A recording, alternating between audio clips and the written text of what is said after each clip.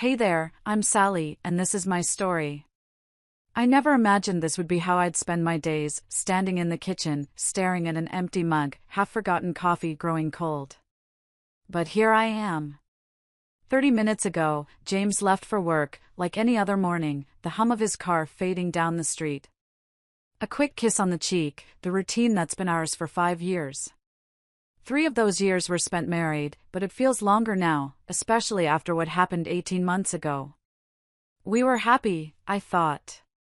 Or at least, I was. No children, by choice.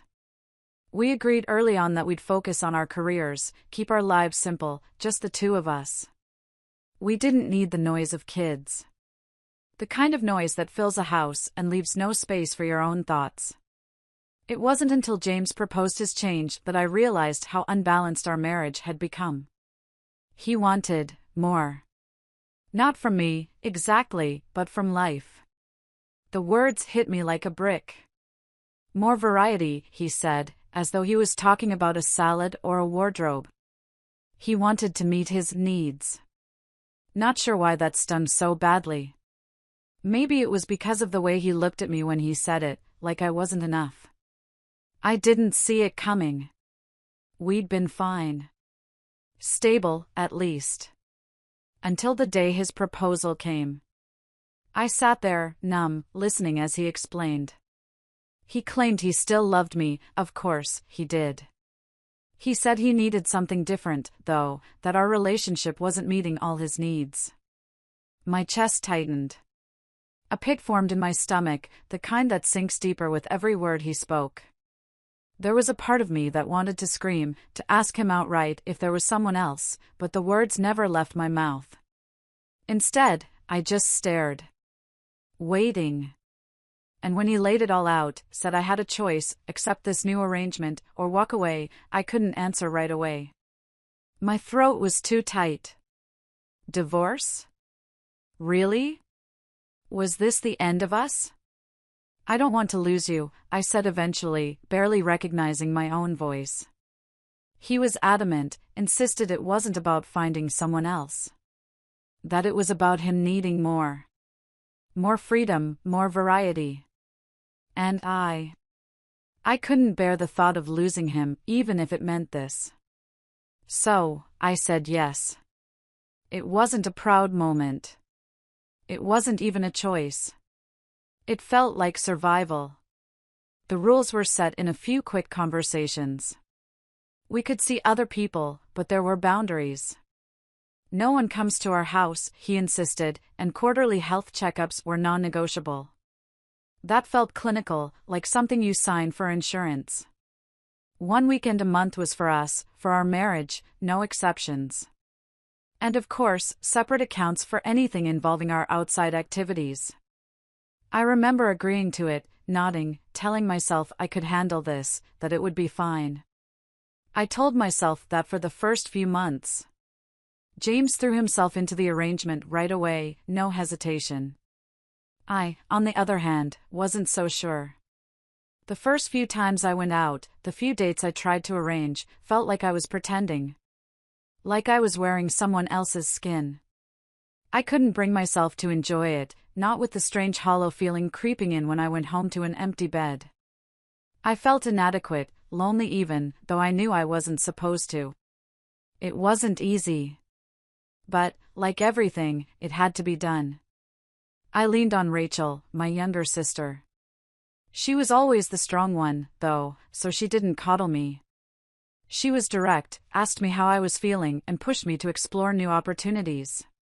She was the kind of person who always had a plan for everything, and in that moment, her plans were exactly what I needed. Emma, a friend I've known since college, was the one who helped me figure out how to carry myself differently. She introduced me to a few people, pushed me to step out of my shell. It was awkward at first, trying to smile and make conversation, but eventually, I started to see what they saw in me. The same way James had once seen me. Confident. Easy to talk to. And maybe for the first time in months, I felt like I had control over something. Anything. But I wasn't the only one adjusting. James seemed fine at first. Happy, even. But as the months passed, something started to change in him. The connections he was making with other people faded quickly. He spent more time at home, eyes glued to the TV, his fingers scrolling endlessly through his phone. He was getting more distant, and I could feel it, even if he didn't say it outright. He had his freedom, but it was starting to look like he wasn't sure how to fill the gaps in his life. I didn't understand it. How could he not be enjoying this, too? But he wasn't, and in the quiet moments, the ones when the house was too still, I started to wonder if maybe, just maybe, I had made a mistake. The first few weeks after James's proposal felt like a slow-motion crash. The idea of changing everything in our relationship was like a weight pressing down on my chest. At first, I tried to pretend nothing had changed. I put on a smile, went through the motions, but when the door closed behind him in the morning and I was left alone, the questions crept in. What did he really want? Was I not enough? Was there someone else? I couldn't shake the feeling that something was off. I asked him, of course, though I didn't make it too direct. Is there someone else? I'd say, half joking, half hoping for the truth. His answer was always the same, no. But it didn't feel convincing. If he needed more, why not find it with someone else? How could I ignore that? The doubts lingered, gnawing at me. I started questioning everything. I could feel his distance growing, the space between us widening. It wasn't like before, when he'd come home and wrap me up in his arms. Now, he came home later, his smile a little too wide, too quick. Everything okay? I'd ask. I'm fine, he'd reply, but there was a flicker in his eyes that I couldn't place. It wasn't guilt, at least, not the kind I expected. It was something else. And it made me wonder. One evening, I confronted him. James, are you seeing someone else? I asked, my voice shaking with the weight of it. He looked at me, eyes wide with surprise. No, Sally. It's not about anyone else. It's about us. You have to trust me. I wanted to trust him. But trust felt like a foreign concept now. The words didn't make it any easier. I stayed silent, fighting the urge to shout, to demand the truth. But the reality was, I didn't have it in me to walk away. Not yet. The ultimatum came a few days later, the words coming out of his mouth as if it were a simple request. You either accept this or we divorce. I froze. Divorce? The thought hadn't even crossed my mind. Could I really do that? Could I walk away from everything we'd built? I stared at him, unable to speak. He didn't wait for me to respond. I want more, Sally. I still love you, but the relationship isn't enough anymore. I need variety. My heart dropped into my stomach. The emptiness in his words hit harder than I expected.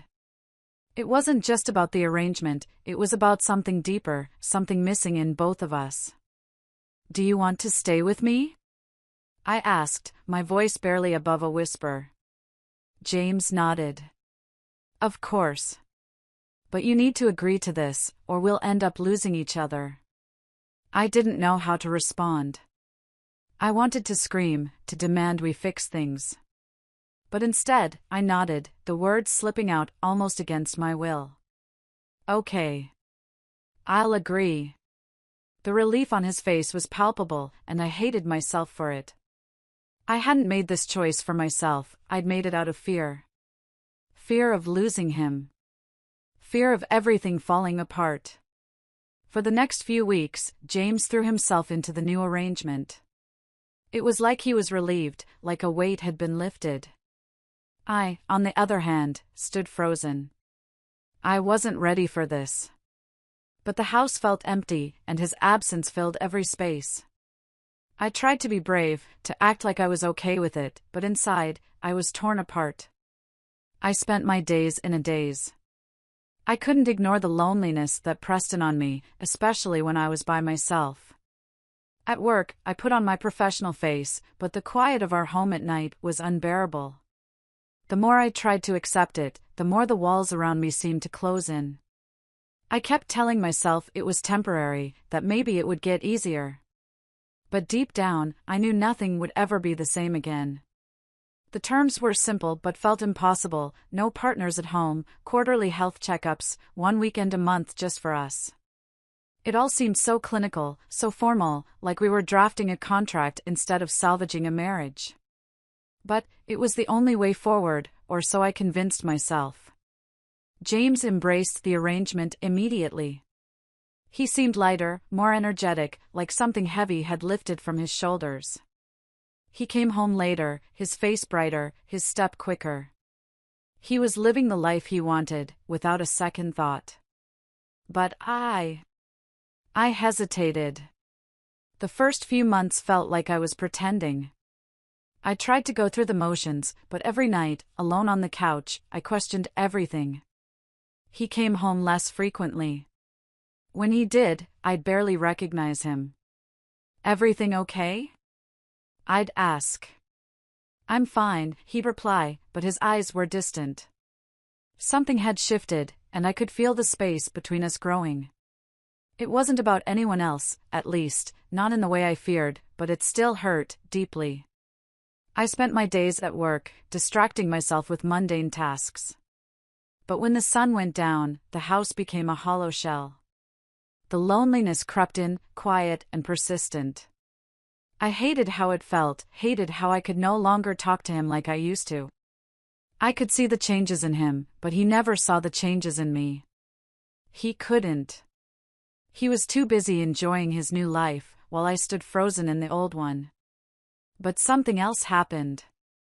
Slowly, almost imperceptibly, I started meeting new people. It wasn't intentional. It was a conversation at the coffee shop, an accidental exchange at work, and before I knew it, I was out on dates. At first, it was just for fun. David, 36, a software developer I met through mutual friends, and Alex, 27, someone I met online. David was kind, thoughtful, and reliable. Alex was carefree, spontaneous, and exactly the kind of distraction I needed. For the first time in months, I felt wanted, seen. There was a confidence in me I hadn't realized I'd lost. With David, I had someone who listened, who cared. With Alex, I had someone who didn't expect anything serious. It was refreshing, in a way. I felt like I was getting back to who I was before this all started. Rachel, my sister, was the first to notice. One afternoon, she looked at me, her eyes wide. "You've changed," she said. "What's going on with you?" I shrugged, but deep down, I knew she was right. "I've been meeting people," I confessed. "It feels good." She raised an eyebrow. "So, you're doing okay?" I nodded. "I think I am." Meanwhile, James was struggling. He wasn't having the same success. His new connections seemed to fizzle out as quickly as they began. He tried to meet new people, but nothing stuck. The more he tried, the more frustrated he became. One night, he came home later than usual, his face tight with frustration. I could tell something was off. "Bad night?" I asked casually. "Yeah," he muttered, dropping his keys onto the counter. "I don't know, Sal. It's like, it's not working. I thought it would be easy, but it's not." His words hung in the air between us. I didn't respond right away. I didn't know what to say. The truth was, I was no longer sure I could help him. His unhappiness didn't feel like mine to fix anymore. I didn't say much after that. I just picked up my book and let the silence fill the space. He was struggling. But I was beginning to realize I wasn't. Months passed. The new normal settled in, but the unease never fully disappeared. For the first time, I felt free, but it wasn't the kind of freedom I'd expected. It wasn't just about doing what I wanted, it was about discovering parts of myself I hadn't known were missing. David and Alex had both become fixtures in my life, though in different ways. With David, I had someone who could see me, really see me, for who I was. We'd spend long afternoons at coffee shops, talking about everything from books to life goals. It felt easy, natural. He made me feel important in a way I hadn't realized I needed. Then there was Alex. With him, I could forget everything. We'd meet up on weekends, spontaneous and carefree. Our connection was light, but in its own way, it was freeing. I could laugh, flirt, and not worry about anything, no pressure, no expectations. I didn't have to analyze it. I just enjoyed the moment. I'd never thought I'd enjoy the thrill of something casual, but with Alex, I did. He never asked for more, never pressured me for anything beyond what we had. And for once, that was enough. Meanwhile, James was unraveling. I could see it in the way he carried himself. His frustration was becoming impossible to hide. He still tried, but every attempt felt more desperate than the last. I'd catch him staring at his phone, swiping through dating apps like a lifeline, but the excitement I once saw in him was gone. It was like he'd traded it for something less real. I didn't want to feel sorry for him. I didn't owe him that. But still, I couldn't help but notice the way he sank deeper into himself, quieter, more withdrawn. One evening, I returned home earlier than usual. The house was quiet, too quiet, and I found James sitting in the living room, staring at the floor. His shoulders were slumped, his eyes vacant. "Hey," I said softly. "Everything okay?" He looked up, his expression a mix of frustration and defeat. "I don't know anymore, Sal. It's not what I thought it would be." I sat down beside him, unsure of how to respond. There was nothing to say that would make it better. "What do you mean?" I asked after a pause. "It's just. I don't think I'm cut out for this," he said, his voice cracking slightly. "I thought I needed more. But maybe I was wrong." The words stung, but I knew there was more to them than just disappointment in the arrangement. I realized in that moment that James was losing himself, and maybe, so had I. "I thought I could handle it," he continued. "But I don't think I can. I miss what we had." His words echoed in the silence between us, and I felt something shift inside me. It wasn't anger, and it wasn't relief, it was the slow, painful realization that this wasn't about our agreement anymore. It was about us. The cracks had already been formed, long before the arrangement, and now, there was nothing left to repair. "I miss it, too," I whispered, surprised by the words. But they were true. The next few days were a blur. James and I avoided the heavy conversations, though we both knew they were coming. The distance between us wasn't just physical anymore. It had grown into something much deeper, something we couldn't ignore. We didn't talk about it directly, but we both understood. We were at the end of this road, the one we had started together, and it was no longer a matter of what we could fix. It was about realizing it was already broken, and no amount of effort could put the pieces back together. I had found myself in the arms of other people, yes, but in James, I had lost something far more important, our shared understanding, the love we had built together. And as I sat there, staring at him, I couldn't pretend it wasn't over. 2 weeks later, the conversation finally happened. James was sitting at the kitchen table, staring at the coffee cup in front of him like it held all the answers. I knew what was coming. We both did. "I think we need to talk," he said, his voice barely above a whisper. I nodded, the words already rehearsed in my mind. I had known for a while this day would come, but it still hit me hard. "I think we do," I replied. We sat in silence for a moment, each of us holding on to the weight of everything unspoken. Finally, James broke the silence. "I can't do this anymore. I don't want to be in this arrangement.